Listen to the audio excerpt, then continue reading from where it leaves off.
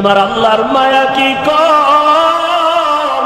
আল্লাহ বলে, গোলাম তোর মা বাবার থেকে আমি মাওলার মায়া যে কত গুণ বেশি।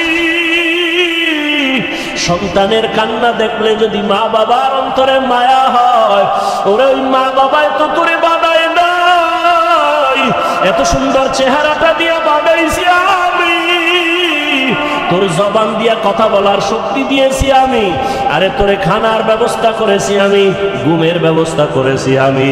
ওরে বান্দা, তুই আমার দেওয়া জবান দিয়া যদি একবার আল্লাহ বলিয়া মোহাব্বতে ডাক দাও, ওরে আমি মাওলার কুদরতি অন্তরে মায়ার জোশ, আমি আল্লাহ পাক রহমতের দরজা দিয়া তোরে ডাক দিয়া নিয়া বলবো আয় আয়।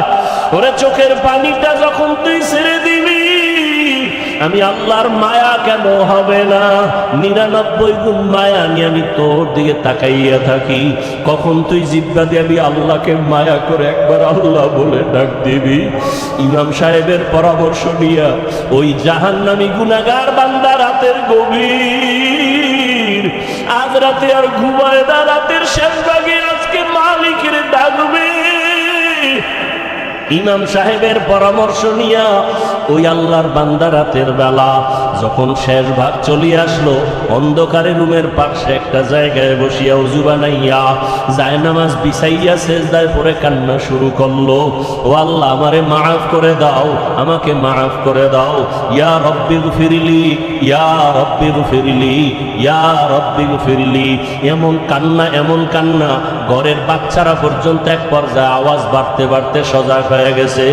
স্ত্রী ডাক দিয়ে কয়, ও স্বামী আমার, তুমি জীবনভর এত অন্যায় করছো, এখন কান্না করতেছো কেন? বলে, আল্লাহর কাছে ক্ষমা চাই। হঠাৎ করে গাইবি একটা আওয়াজ, এরে বান্দা তুই যতই কাঁদো তোর ক্ষমা নাই, ক্ষমা নাই, ক্ষমা নাই। ওরে তুই কান্না করে কি লাভ? এত বড় বড় অন্যায় তুই করছো। আওয়াজটা স্ত্রী পর্যন্ত কানে শুনছে। এবার আল্লাহর বান্দা কান্না বন্ধ করে না, আরো জোরে জোরে ফোফায় ফোফায় কান্না করে, আরো জোর লাগায় কাঁদে আর বলে, দয়ার মালিক, গুনার কারণে ফিরাইয়া দিও না, ওরে আমার মতো গুনাহগার কেউ নাই, শয়তানের ধোকায় পড়ে গুনাহ করলাম, গুনার কারণে আমার হাত না পাক, আমার চোখ না পাক, আমার জিহ্বা না পাক, আমার অন্তর না পাক, আমার মতো জাহান্নামী কেউ নাই। মানুষ আমারে ভালো বলে, আসলে আমি তো বড় খারাপ মানুষ। আমার জবানটা গুনার কারণে না পাক, আমার চোখ দুইটা গুনার কারণে না পাক। স্ত্রী ডাক দিয়া বলে, তুমি গাইবি আওয়াজ শুনো নাই, তোমার ক্ষমা নাই, তুমি আবার কান্না করো কেন? আল্লাহর বান্দা বলে, বিবি বলো, এই কান্নার দরজা বাদ দিয়া অন্য কোনো দরওয়াজা আছে নাকি? বলো, সেখানে গিয়া কান্না করব। স্ত্রী বলে, আর কোনো দরওয়াজা নাই। বলে, তাহলে যেহেতু একটাই দরওয়াজা, গফফার নামের দরওয়াজা, রহমান নামের দরওয়াজা, এই দরওয়াজা ছাড়া যেহেতু আর কোনো দরওয়াজা নাই, আমাকে ক্ষমা না করলে আমি কান্না বন্ধ করব না, আমি কান্না করেই যাব। একটা সন্তান কান্না করলে মা বাবায় যদি মায়া করে, একটা ছাত্র কান্না করলে যদি শিক্ষকের মায়া বাড়ে, আমার রহমানের দরজা আমি ছাড়বো না, কান্না করতেই থাকবো। আমার পরিণামে যা হবার হবে, তবে কান্না আর আমি বন্ধ করব না।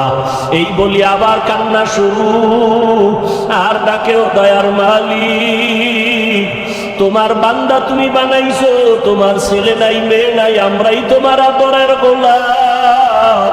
শয়তানের ধোকায় পড়ে গুনাহ করেছি, গুনার দিকে তাকাইয়া ফিরাইয়া দিও না রে আল্লাহ। গুনার কারণে দিলটা পাথর, চোখে পানিও নাই। ও আমার গুনাহগার বাবারা, ও যুবক বাবারা, চোখে কি পানি নাই? গুনার কথা স্মরণ করে আমার মালিকের ডাক দাও, আর আমার মালিকের কাছে ক্ষমা চাও। ওরে আজকে রাত্রে তুমি এখানে আসো, কালকে কোথায় থাকবা জানা নাই। আল্লাহর বান্দা কান্না বন্ধ করে না, কান্না চালু রাখছে। এমন কান্নার এক পর্যায়ে হঠাৎ করে আবার গাইবি আওয়াজ,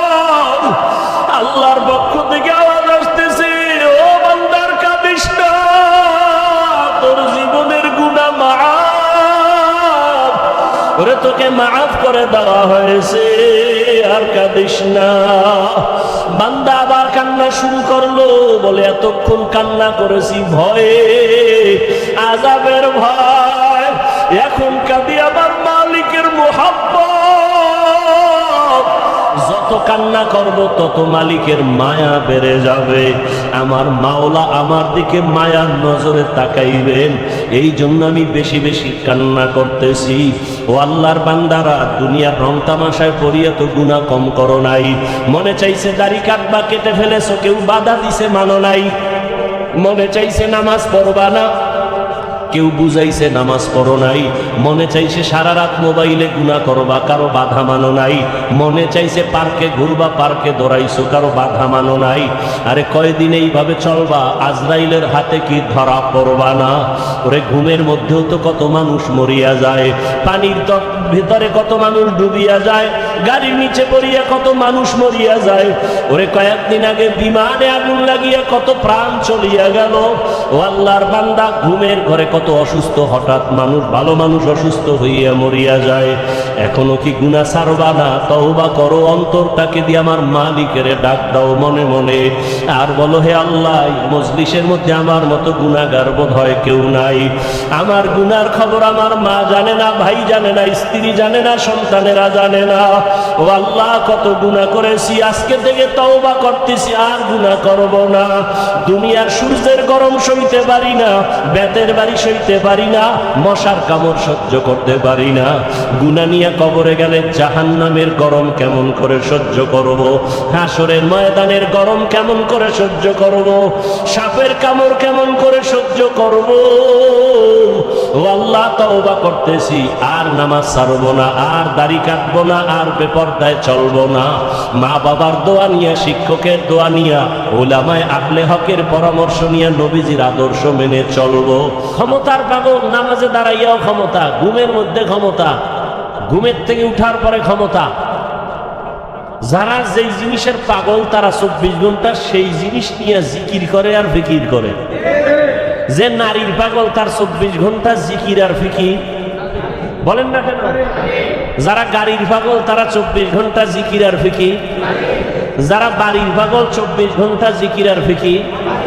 ঢাকাতে বাড়ি আছে, এরপরও জিকির ফিকির। চট্টগ্রামে বাড়ি দরকার, আবার জিকির। কানাডায় করব, সিঙ্গাপুরে করব, কক্সবাজারে বাড়ি করব। এর কি কিসের পাগল? যে নারীর পাগল, তার 24 ঘন্টা ফিকির নারী। যে ক্ষমতার পাগল, তার 24 ঘন্টা ফিকির কি? ক্ষমতা। তাহলে দুনিয়ার সবাই পাগল, কেউ ক্ষমতার পাগল, কেউ নারীর পাগল, কেউ টাকার পাগল। এই সব পাগলের মধ্যে একদল উত্তম পাগল আছে, এরা টাকার পাগল না, বাড়ির পাগল না, গাড়ির পাগল না, ক্ষমতার পাগল না, এরা আল্লাহকে পাওয়ার পাগল। কাকে পাওয়া? যে ক্ষমতার পাগল, সে কি চায়? ক্ষমতা। যে নারীর পাগল, সে কি চায়? যে টাকার পাগল, সে কি চায়? টাকার পাগল এমন হওয়া হইছে, বাবার পকেট মারে, মায়ের মারে, এক পর্যায়ে টাকার জন্য মাকে মাইর দেয়, বাবারে জবাই করে। কিসের পাগল? ও কি চায়? টাকা চায়। বাপ না, বাপ সামনে বাধা, বাবারে মারো। আমার দরকার টাকা, মা বাধা হইছে, মাকে মেরে ফেলো। আমার দরকার টাকা, দোকানওয়ালাকে মেরে ফেলো। টাকার পাগল।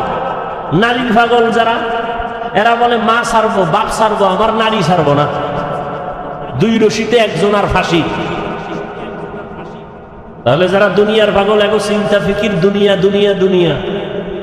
আর যারা আল্লাহর পাগল, এরা কি চায়? এরা হাঁটতে চলতে সবসময় খালি কি ফিকির করে? অন্তরে ফিকির আল্লাহ, জবানে জিকির আল্লাহ, উঠতে বসতে শুধু আল্লাহকেই ডাকে। কাকে ডাকে? ইয়া ইলাহি মুঝসে মুঝকো दूर कर, ताके देखो मुझ में तुझको एक नजर। या इलाही तू मेरा माबूद है, या इलाही तू मेरा माशूक है। या इलाही तू मेरा सत्तार है, या इलाही तू मेरा गफ्फार है। আল্লাহকে পাওয়ার জন্য যেই বান্দা পাগল, যে পাগল হইছে কেন? কইটার মধ্যে মজা পাইছে।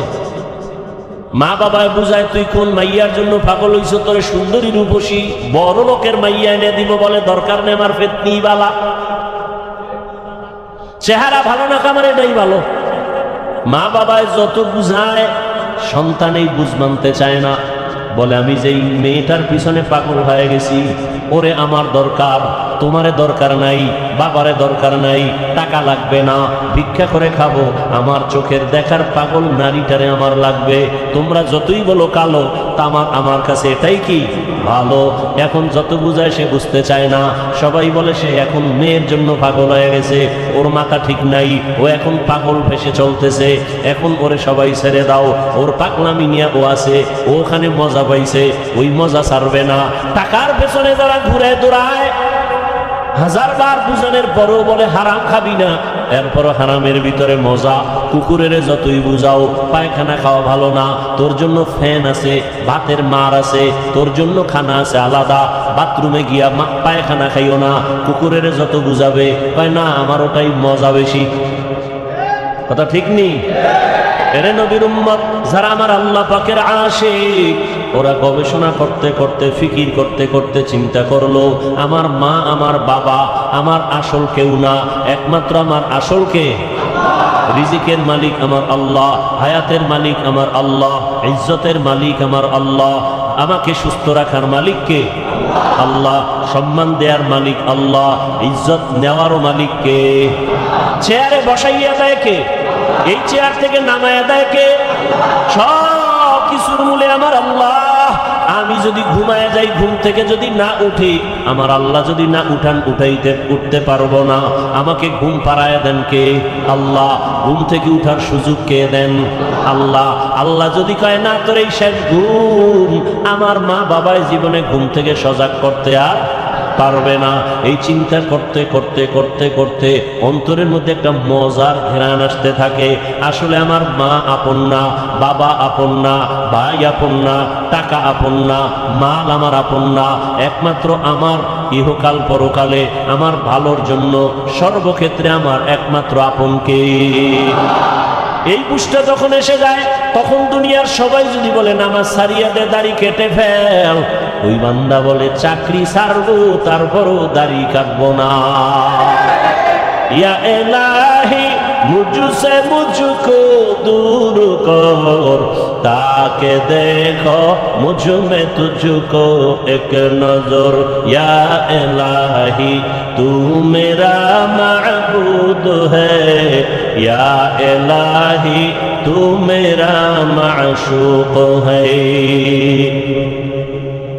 আবু জাহাল নবীরে দেখছে না 13টা বছর, যেই রহমতের নবীকে এক নজর দেখলে জাহান্নামের আগুনটা হারাম হয়ে যায়।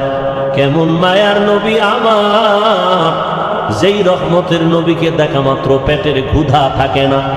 কেমন মায়ার নবী আমার, যেই রহমতের নবী যেখানে কদম রাখে ওখান থেকে মেশকের ঘেরান।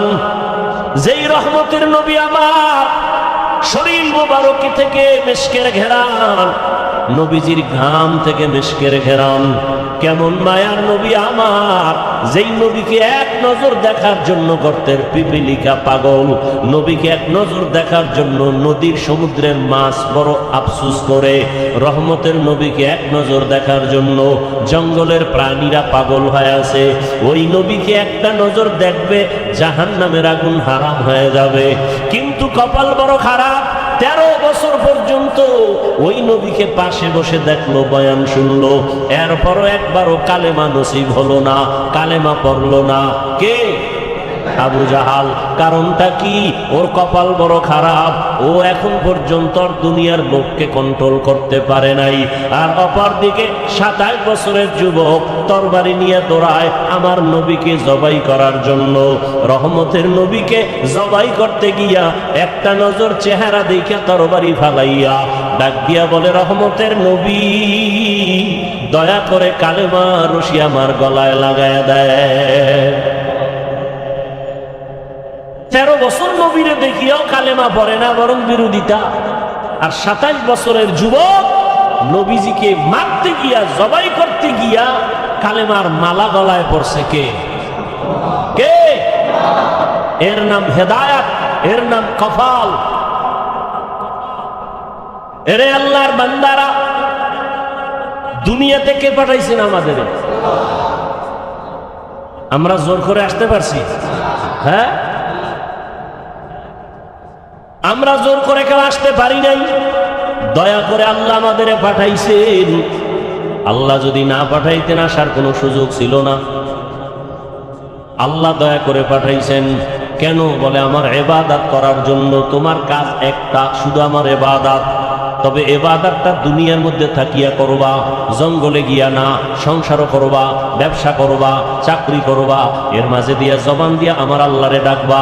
নামাজের সময় নামাজও পড়বা, মা বাবার হকও আদায় করবা, স্ত্রীর হকও আদায় করবা, সন্তানের হকও আদায় করবা, প্রতিবেশীর হক আদায় করবা, ভাইয়ের হক আদায় করবা, বোনের হক আদায় করবা, তোমার বাবার হক আদায় করবা, মুরব্বীর হক আদায় করবা।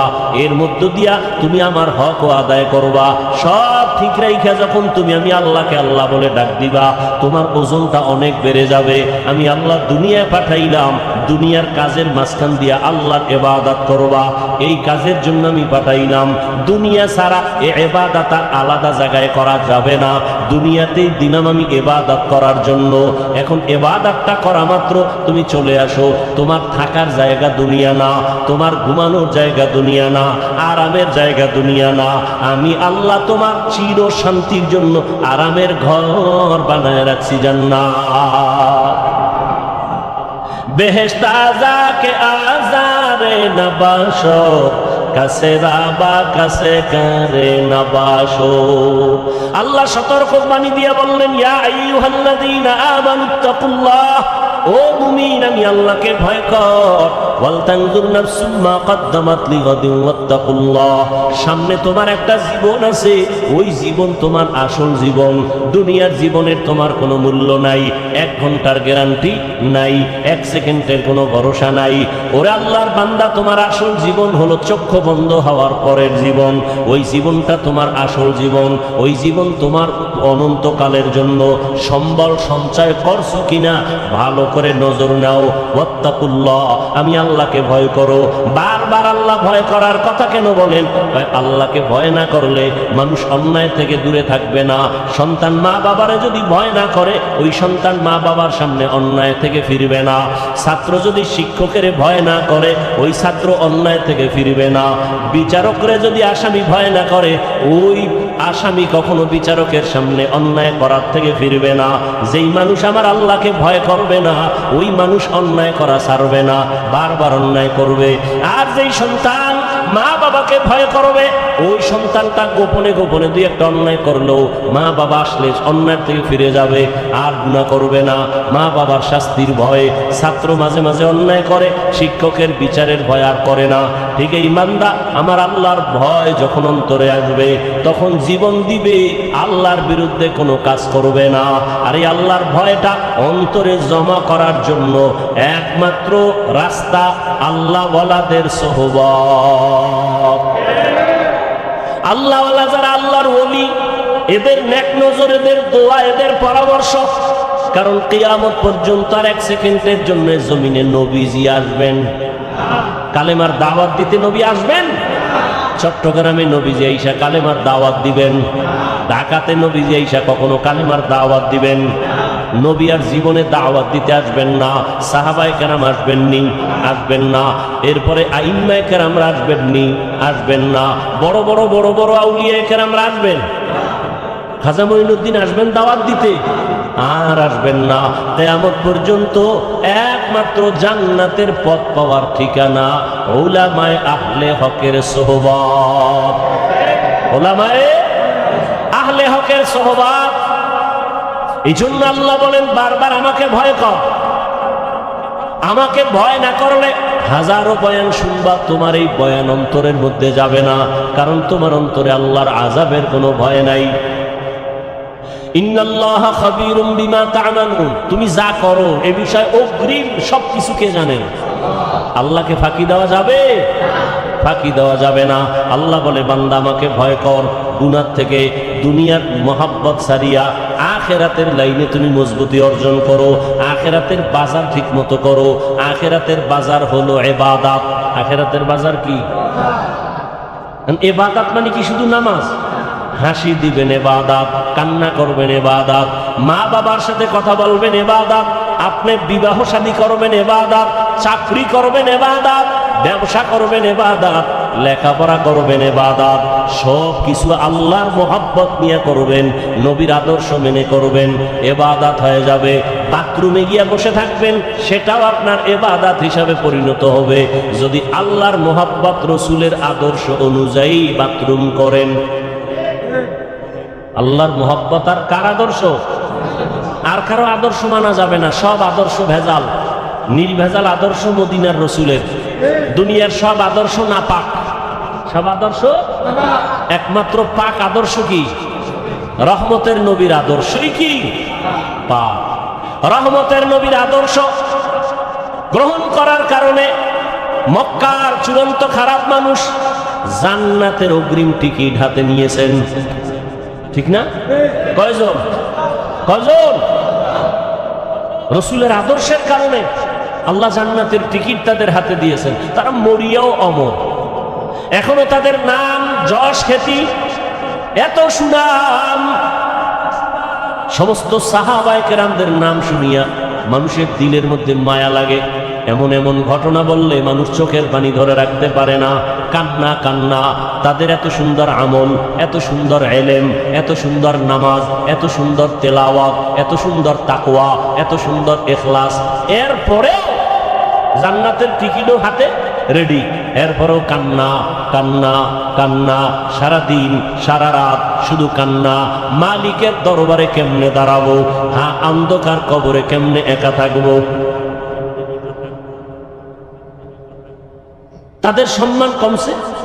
কমে নেই। আচ্ছা, আমাদের বর্তমান হালাত, সারা দুনিয়ার অবস্থা বড় খারাপ। এই খারাপের ভিতরে যাদের কাছে রসুলের আদর্শ আছে, এদের অবস্থা অনেক সম্মানের, অনেক শান্তির। এদের মতো শান্তিতে সম্মানে আর কেউ নাই। একজন আল্লাহর বান্দা টুপি পরে না, জামা পরে না, পাগড়ি পরে না, দাড়িটা রেখে দিছে। এই ভাই, তুমি পাগড়ি পরো না, দাড়িটার উপরে মজবুত করে না, দাড়ি ছাড়বো না। পাগড়ি মাঝে মাঝে পরলাম না, পরলাম নাই, দাড়ি ছাড়বো না। কেন? আমি চিন্তা ভাবনা করে দেখলাম, মরার পরে আমার সাথে রসুলের একটা আদর্শ যাবে, সেটা দাড়ি। মরার পরে কোন আদর্শটার সাথে যাবে? দাড়ি। জাহিরি ভাবে দেখা যাবে দাড়ি। এটাই রসুলের আদর্শের প্রতীক। এই জন্য রহমতের নবী তার আদর্শর বয়ান দিয়া মানুষকে এমন ভাবে দ্বীনের দিকে আকৃষ্ট করে ফেললেন। দুনিয়ায় থাকিয়া আখিরাতের বাজার করো। এই যে বাজারে দোকানদারি ব্যবসা করে, এটা কি নিষেধ? বাজারে যাও, বাজারে যাইয়াও, দুনিয়ার বাজারে গিয়াও আখিরাতের বাজার করো। কেমনে? যখন তুমি দুনিয়ার বাজারে যাও জরুরত সারার জন্য, রাস্তার ডানে হাঁটো, নজর নিচের দিকে রাখো। তোমার দোকানে কাজ সেরে তাড়াতাড়ি আবার বাসায় চলে যাও। বাজারে সব বেশি সময় কাটায়ও না, কারণ দুনিয়াতে যত খারাপ জায়গা আছে, নবীজি বলেন এর থেকে সব থেকে খারাপ জায়গা কি? বাজার। বাথরুম খারাপ না, কি খারাপ? বাথরুমের খারাপ না বলিয়া নবীজি বাজারকে খারাপ বললেন কেন? বাথরুমে ওই গুনাহ হয় না, বাজারের মধ্যে যেই পরিমাণ গুনাহ হয়। এজন্য নবী বলেন, আর দুনিয়া সিজনুল মুমিন ওয়া জান্নাতুল কাফির। দুনিয়া হলো মুমিনের জন্য জেলখানা, বেঈমানের জন্য শান্তির জায়গা, বালাখানা। দুনিয়াতে যত শান্তি বেঈমানেরা করবে, পরকালে ওদের শান্তি নাই। আর মুমিনেরা যত কষ্ট দুনিয়ায় করবে, পরকালে ওদের কোনো কষ্ট নাই। তাহলে দুনিয়া মুমিনের জন্য জেলখানা মানে কি? অশান্তি। অতএব শান্তির দোয়া করার কোনো কায়দা নাই। তবে যদি আখিরাতের লাইনে চলে, আল্লাহ দুনিয়াতেও তাকে বোনাস শান্তি দিবেন। বোনাস কি দিবেন? আপনি টুপি মাথায় দেন না কেন? মাথা গরম হয়ে যায়, যেই গরম। আর আমারে যদি আপনি লাখ টাকা দিয়ে বলেন টুপি পরা যাবে না, আপনার গরম আছে, আমার গরম নাই। কি আসলে আল্লাহর প্রতি মহব্বতের পার্সেন্ট আপনার কম। একজন আল্লাহর বান্দা বলে আমি ফরজ আমল তো করবই, নফল আমি ছাড়ব না। আর একজনে বলে নফল লাগে না, নফল। আর একজনে কে ফরজ পর্ব তো পর্বই, নফলও ছাড়ব না। আর একজন মুমিন সে আশিকে রাসূল বলে আমার নফল লাগে না। মোহাব্বতের পার্সেন্ট যেমন ইবাদতের সীমানাও তেমন। মোহাব্বতের পার্সেন্ট আপনার টুপি মাথায় দিতে গরম, আর একজনের মাথায় টুপি, এর উপরে আবার পাগড়ি, এর গরম কই? এর গরম যা কিছু আছে এর অন্তরে আসল গরম ঢুকায় রাখছে, দুনিয়ার গরম কিছুই না। যদি আমি টুপি পাগড়ি ছাড়া চলি, হাসরের ময়দানের গরম তারও কঠিন, হাসরের ময়দানের গরম আরো কঠিন। এই গরম তো কোনো গরমই না।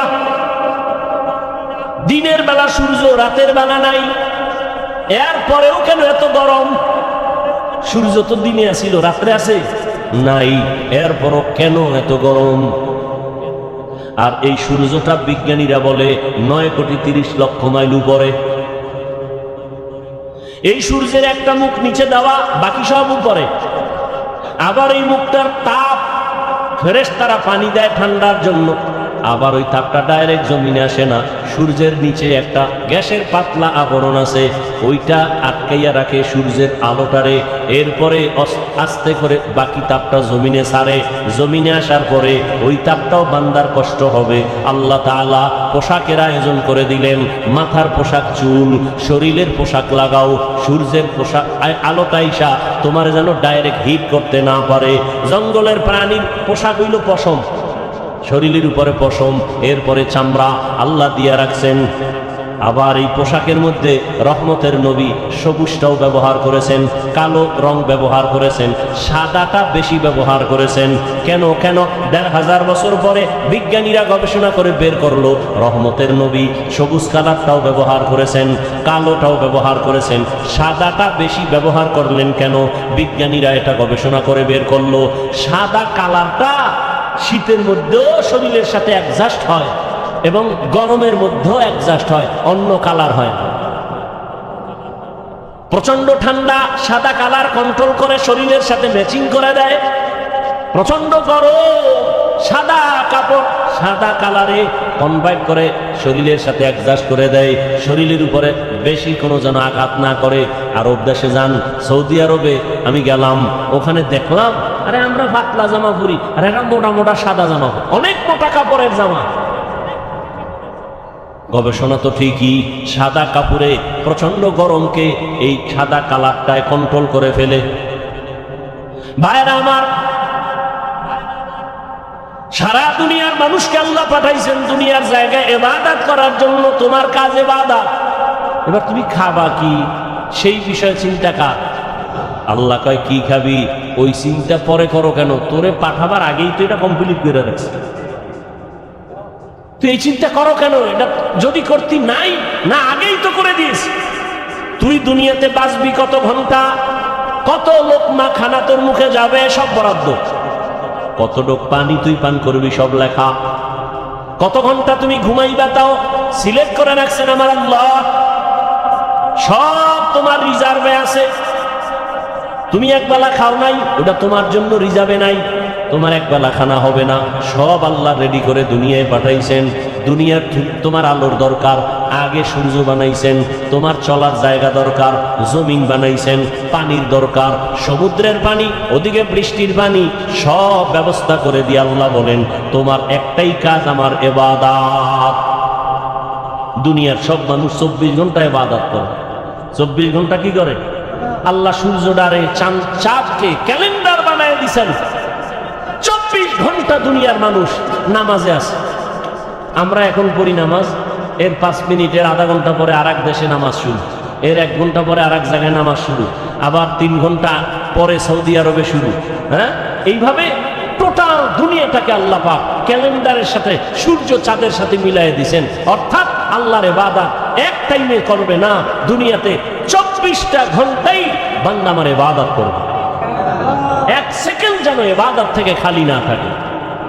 আমরা রাত্রে ঘুমাইছি, নামাজ পড়ি না, রেস্টে আছি, ইবাদত থেকে একটু জাহিরি ভাবে ইবাদত থেকে আমরা একটু রেস্টে আছি, চুপচাপ। আল্লাহ কয় দুনিয়ার অন্য জায়গায় তো তোমার মতো বান্দা বান্দিরা ইবাদত করতেছে, সেখানে সূর্য আছে, রাত না। এখন তুমি যদি বলো ওই আরব দেশের যখন নামাজ পড়ে আমি তখন করব, এই চিন্তা যদি লেবানন করে, লন্ডন করে, আমেরিকা করে, তাহলে ইবাদত এক টাইম হবে আর এক টাইম হবে না। আল্লাহ কয় না না, আমি পাঠাইছি ইবাদতের জন্য, 24 ঘন্টার সেকেন্ডে সেকেন্ডে সারা দুনিয়ার মানুষ ইবাদত করবে। এজন্য রাত আমি ঘুরায় ঘুরায় দিছি, দিন আমি ঘুরায় ঘুরায় রাখছি। সূর্যটা ঘুরে ঘুরে আলো দেয়, ঘুরে ঘুরে আলো দেয়। এখানে রাত, ওখানে দিন, ওখানে দিন, এখানে রাত, ঠিক নেই?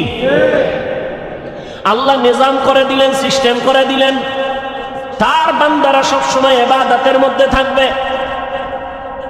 ওই আল্লাহর ইবাদতের জন্য বান্দা, তোমাকে বড় পীর, মাওলানা, মুফতি, মুহাদ্দিস, এমএ পাস, বিএ পাস করা লাগবে না। তোমার অন্তর পরিশুদ্ধ করা লাগবে, অন্তর গুনাহমুক্ত করতে হবে। আর অন্তরকে যদি গুনাহমুক্ত করতে চাও, এই জমিনের মধ্যে একা একা সম্ভব না। অন্যের মাধ্যমে তোমার অন্তর পরিশুদ্ধ করো। অন্যের মাধ্যম অন্য কারা? একমাত্র নবীজির আদরের বন্ধু উলামায়ে আহলে হক। সমস্ত উলামায়ে আহলে হক ওয়ারাসাতুল আম্বিয়া, আম্বিয়ায়ে কেরামের ওয়ারিস। আলেম ওলামা ছাড়া আমার রসুলের আর কোনো আপন বন্ধু কেউ নাই। অতএব এদের কথা শুনে আমল করো। নবী বলেন এদের কথা শুনে যদি চলো, আমি রসুল তোমার উপরে খুশি। আল্লাহ কয় রসুল যার উপরে খুশি, আমি আল্লাহ তার উপরে খুশি। আর আমি আল্লাহ যার উপরে খুশি, সে বিনা হিসাবে জান্নাত।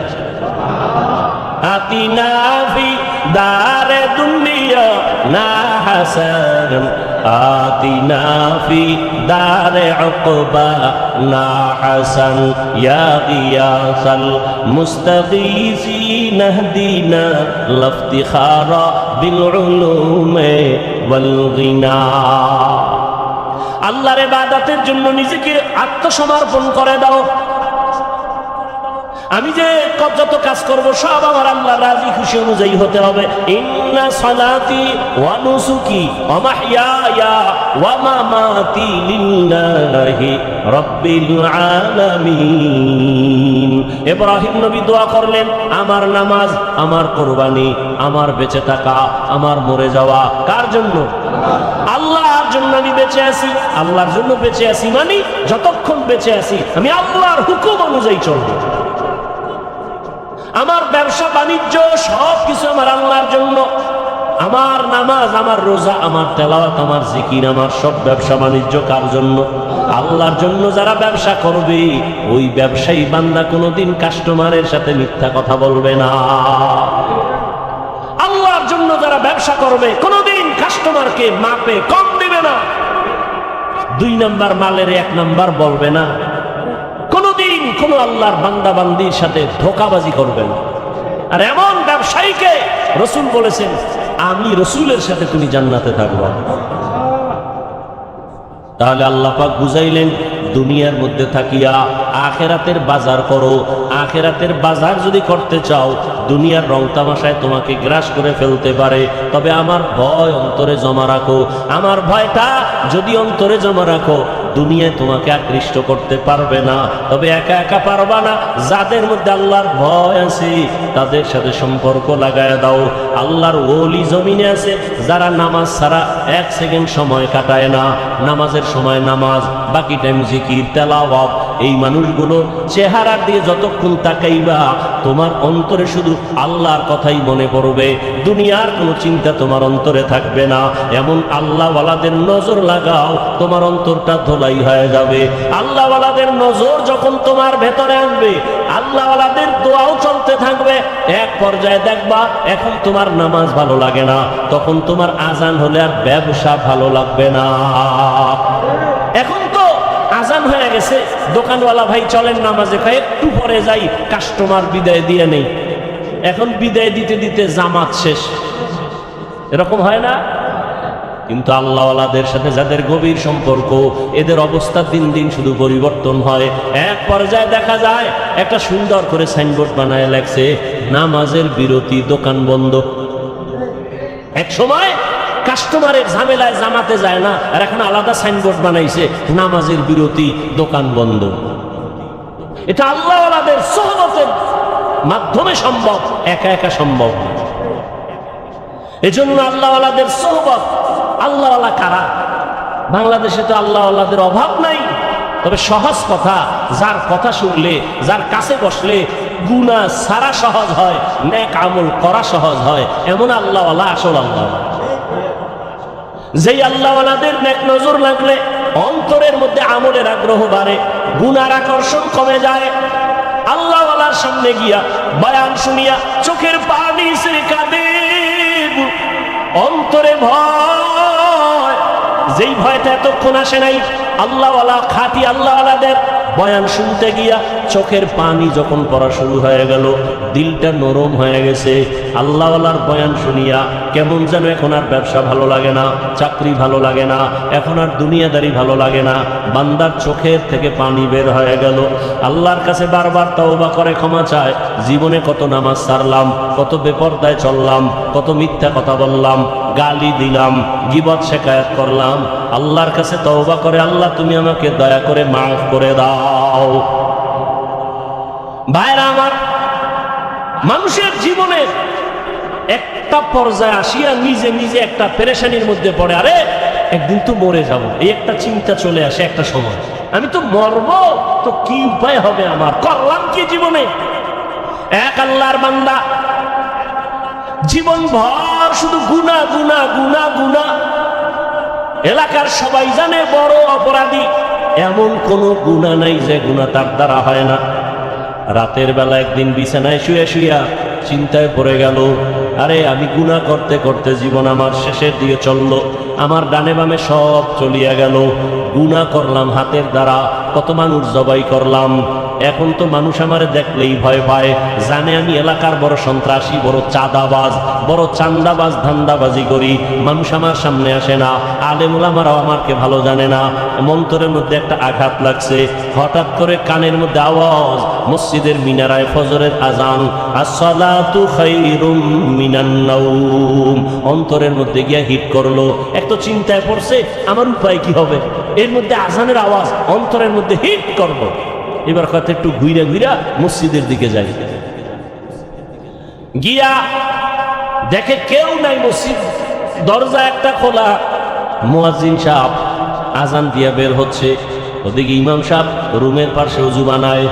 সন্ত্রাসীর দেখা ইমাম সাহেব বড় ভয় পেয়ে গেল। ওই লোকটা বলে, ভয় পাইও না হুজুর, আমি এখন উল্টা মন নিয়ে আসি না, আমার অন্তরটা বড় দুর্বল, আমার একদিন মরণ হবে, মালিকের কাছে আমি কেমনে কি নিয়ে দাঁড়াবো, কি জবাব দিব। ইমাম সাহেব বড় খুশি হইয়া বলেন, আসেন ওযু বানান। জীবনে তো ওযু করি নাই। ইমাম সাহেব পয়সা তারে সুন্দর করে ওযু শিখায় ওযু বানায় দিল, নামাজ পড়াইয়া। এরপরে বলে, আপনি প্রতিদিন নামাজ পড়বেন, একজন আল্লাহওয়ালার পরামর্শ নিবেন। বলে, হুজুর আমি আপনার পরামর্শ নিব। আর গভীর রাত যখন হয়, আমার মাওলা তখন দরজা তওবার খুলে বান্দাকে ডাকে। অতিও গভীর হয় রজনী যখন, নীরবে প্রভুর নাম জপিও তখন। প্রভুর করুণা যদি পাইবারে চাও, গভীর রাতে উঠে প্রভুর গুণগান গাও।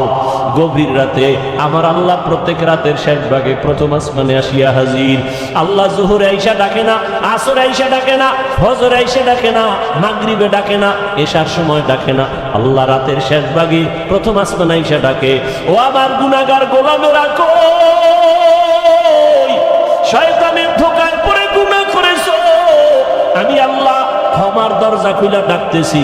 আলা মিন মুস্তাগফিরিন ফাগফির আলাহ, আলা মিন মুস্তারজিকিন ফারজুকা। ও গুনাহগারেরা, গভীর রাত, এখন সব অন্ধকার, অন্ধকারে কেউ কাউকে দেখে না, উঠো। ও বান্দা, এখন গাছের পাখিরা পর্যন্ত ঘুমায়, ঘরের মানুষেরাও ঘুমায়, নদীর মাছগুলো ঘুমায়, দোকানগুলো বন্ধ, কোলাহল নাই, নীরবে তুমি একা একা একটু উঠো, ওইটা সুন্দর করে আস্তে করে ওযু বানাও। ও দোকানওয়ালারা, ও ব্যবসায়ী বাবারা, ওরে দোকানদারি কইরা রাত্র 2টা 2:30টায় বাসায় যাও। যাইয়া তুমি ফ্রেশ হইয়া ঘুমায় যাও। তুমি যদি একটু চিন্তা করতা এই টাইমে তো আমার মালিক আসমানে হাজির হয়ে গেছে, আমাকে ডাকতেছে। কত মানুষ ঘুমাইয়া যায়, উঠতে পারে না, আর তুমি ঠিক টাইমেই যায় বাসায় ঢুকছো। তুমি কি পারলা না ওযু বানাইয়া 2 রাকাত নামাজ পড়া সিজদায় গিয়া যদি কান্না করে বলতা, ও দয়ার মালিক, হারানো গোলাম তোমার দরওয়াজায় হাজির, মেহেরবানি করে তুমি মাফ করে দাও। ইমাম সাহেব পরামর্শ দিয়ে দিল, বাবা ভোর রাত্রে আমার মাওলা বড় দয়ার নজর দিয়া তাকায়।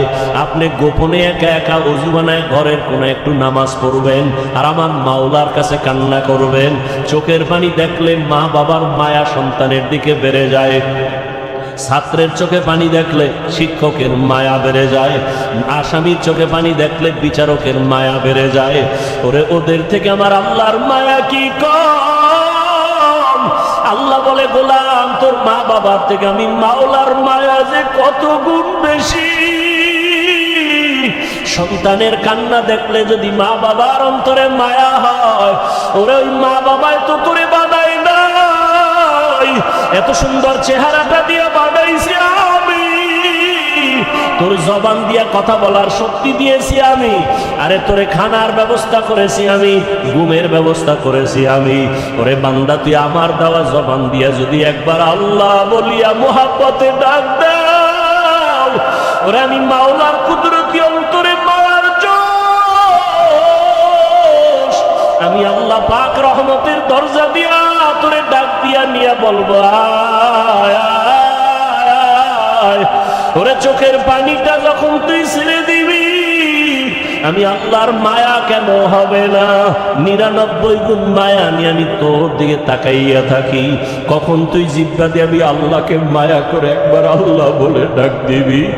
ইমাম সাহেবের পরামর্শ নিয়া ওই জাহান্নামী গুনাহগার বান্দা রাতের গভীর, আজ রাতে আর ঘুমায় না, রাতের শেষ ভাগে আজকে মালিকের ডাকবে। ইমাম সাহেবের পরামর্শ নিয়া ওই আল্লাহর বান্দা রাতের বেলা যখন শেষ ভাগ চলে আসলো, অন্ধকারে রুমের পাশে একটা জায়গায় বসিয়া ওযু বানাইয়া জায়নামাজ বিছাইয়া সিজদায় পড়ে কান্না শুরু করলো, ও আল্লাহ আমারে মাফ করে দাও, আমাকে মাফ করে দাও, ইয়া রব্বি গফিরলি, ইয়া রব্বি গফিরলি, ইয়া রব্বি গফিরলি। এমন কান্না, ঘরের বাচ্চারা পর্যন্ত এক পর্যায়ে আওয়াজ বাড়তে বাড়তে সজাগ হয়ে গেছে। স্ত্রী ডাক দিয়ে কয়, ও স্বামী আমার, তুমি জীবনভর এত অন্যায় করছো, এখন কান্না করতেছো কেন? বলে আল্লাহর কাছে ক্ষমা চাই। হঠাৎ করে গাইবি একটা আওয়াজ, এরে বান্দা তুই যতই কাঁদো তোর ক্ষমা নাই, ক্ষমা নাই, ক্ষমা নাই। ওরে তুই কান্না করে কি লাভ? এত বড় বড় অন্যায় তুই করছো। আওয়াজটা স্ত্রী পর্যন্ত কানে শুনছে। এবার আল্লাহর বান্দা কান্না বন্ধ করে না, আরো জোরে জোরে ফোফায় ফোফায় কান্না করে, আরো জোর লাগায় কাঁদে আর বলে, দয়ার মালিক, গুনার কারণে ফিরাইয়া দিও না, ওরে আমার মতো গুনাহগার কেউ নাই, শয়তানের ধোকায় পড়ে গুনাহ করলাম, গুনার কারণে আমার হাত না পাক, আমার চোখ না পাক, আমার জিহ্বা না পাক, আমার অন্তর না পাক, আমার মতো জাহান্নামী কেউ নাই। মানুষ আমারে ভালো বলে, আসলে আমি তো বড় খারাপ মানুষ, আমার জবানটা গুনার কারণে না পাক, আমার চোখ দুইটা গুনার কারণে না পাক। স্ত্রী ডাক দিয়া বলে, তুমি গাইবি আওয়াজ শুনো নাই, তোমার ক্ষমা নাই, তুমি আবার কান্না করো কেন? আল্লাহর বান্দা বলে, বিবি বলো, এই কান্নার দরজা বাদ দিয়া অন্য কোনো দরওয়াজা আছে নাকি, বলো, সেখানে গিয়া কান্না করব। স্ত্রী বলে, আর কোনো দরওয়াজা নাই। বলে, তাহলে যেহেতু একটাই দরওয়াজা, গফফার নামের দরওয়াজা, রহমান নামের দরওয়াজা, এই দরওয়াজা ছাড়া যেহেতু আর কোনো দরওয়াজা নাই, আমাকে ক্ষমা না করলে আমি কান্না বন্ধ করব না, আমি কান্না করেই যাব। একটা সন্তান কান্না করলে মা বাবায় যদি মায়া করে, একটা ছাত্র কান্না করলে যদি শিক্ষকের মায়া বাড়ে, আমার রহমানের দরজা আমি ছাড়বো না, কান্না করতেই থাকবো। আমার পরিণামে যা হবার হবে, তবে কান্না আর আমি বন্ধ করব না। এই বলি আবার কান্না শুরু, আর ডাকেও দয়ার মালিক, তোমার বান্দা তুমি বানাইছো, তোমার ছেলে নাই মেয়ে নাই, আমরাই তোমার আদরের গোলাম। শয়তানের ধোঁকায় পড়ে গুনাহ করেছি, গুনার দিকে তাকাইয়া ফিরাইয়া দিও না রে আল্লাহ। গুনার কারণে দিলটা পাথর, চোখে পানিও নাই। ও আমার গুনাহগার বাবারা, ও যুবক বাবারা, চোখে কি পানি নাই? গুনার কথা স্মরণ করে আমার মালিকের ডাক দাও, আর আমার মালিকের কাছে ক্ষমা চাও। ওরে আজকে রাত্রে তুমি এখানে আসো, কালকে কোথায় থাকবা জানা নাই। আল্লাহর বান্দা কান্না বন্ধ করে না, কান্না চালু রাখছে। এমন কান্নার এক পর্যায়ে হঠাৎ করে আবার গাইবি আওয়াজ, আল্লাহর পক্ষ থেকে আওয়াজ আসতেছে, ও বান্দার কাঁদিস না, তোর জীবনের গুনাহ মাফ, ওরে তোকে মাফ করে দেওয়া হয়েছে, আর কাঁদিস না। বান্দা আবার কান্না শুরু করলো, বলে এতক্ষণ কান্না করেছি ভয়ে, আযাবের ভয়, এখন কাঁদি আমার মালিকের মুহাব্বত। যত কান্না করব তত মালিকের মায়া বেড়ে যাবে, আমার মাওলা আমার দিকে মায়ার নজরে তাকাইবেন। এই জন্য আমি বেশি বেশি কান্না করতেছি।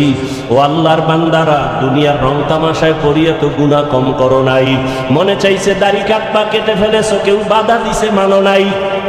মনে চাইছে নামাজ পড়বা না, কেউ বুঝাইছে নামাজ পড়ো নাই। মনে চাইছে সারা রাত মোবাইলে গুনাহ করবা, কারো বাধা মানো নাই। মনে চাইছে পার্কে ঘুরবা, পার্কে দৌড়াইছো, কারো বাধা মানো নাই। আরে কয়দিন এইভাবে চলবা, আজরাইলের হাতে কি ধরা পড়বা না? ওরে ঘুমের মধ্যেও তো কত মানুষ মরিয়া যায়, পানির ভিতরে কত মানুষ ডুবিয়া যায়, গাড়ির নিচে পড়িয়া কত মানুষ মরিয়া যায়। ওরে কয়েকদিন আগে বিমানে আগুন লাগিয়া কত প্রাণ চলিয়া গেল। ও আল্লাহর বান্দা, ঘুমের ঘরে কত অসুস্থ হঠাৎ মানুষ, ভালো মানুষ অসুস্থ হইয়া মরিয়া যায়। এখনো কি গুনাহ ছাড়বা না? তওবা করো, অন্তরটাকে দিয়ে আমার মালিকের ডাক দাও মনে মনে, আর বলো, হে আল্লাহ, মজলিসের মধ্যে আমার মতো গুনাহগার বোধহয় কেউ নাই। আমার গুনার খবর আমার মা জানে না, ভাই জানে না, স্ত্রী জানে না, সন্তানেরা জানে না। ও আল্লাহ, কত গুনাহ করেছি, আজকে থেকে তওবা করতেছি, আর গুনাহ করব না। দুনিয়ার সূর্যের গরম সইতে পারি না, বেতের বাড়ি সইতে পারি না, মশার কামড় সহ্য করতে পারি না। গুনাহ নিয়ে কবরে গেলে জাহান্নামের গরম কেমন করে সহ্য করব? হাসরের ময়দানের গরম কেমন করে সহ্য করব? সাপের কামড় কেমন করে সহ্য করব? ও আল্লাহ, তওবা করতেছি, আর নামাজ ছাড়বো না, আর দাড়ি কাটবো না, আর বেপরদায় চলবো না। মা বাবার দোয়া নিয়ে, শিক্ষকের দোয়া নিয়ে, উলামায়ে আহলে হকের পরামর্শ নিয়ে নবীজির আদর্শ মেনে চলবো। আল্লাহ আমাদের খাঁটি তওবাওয়ালা জীবন দান করেন, তওবার উপরে মজবুত হইয়া চলার তৌফিক দান করেন, আমিন।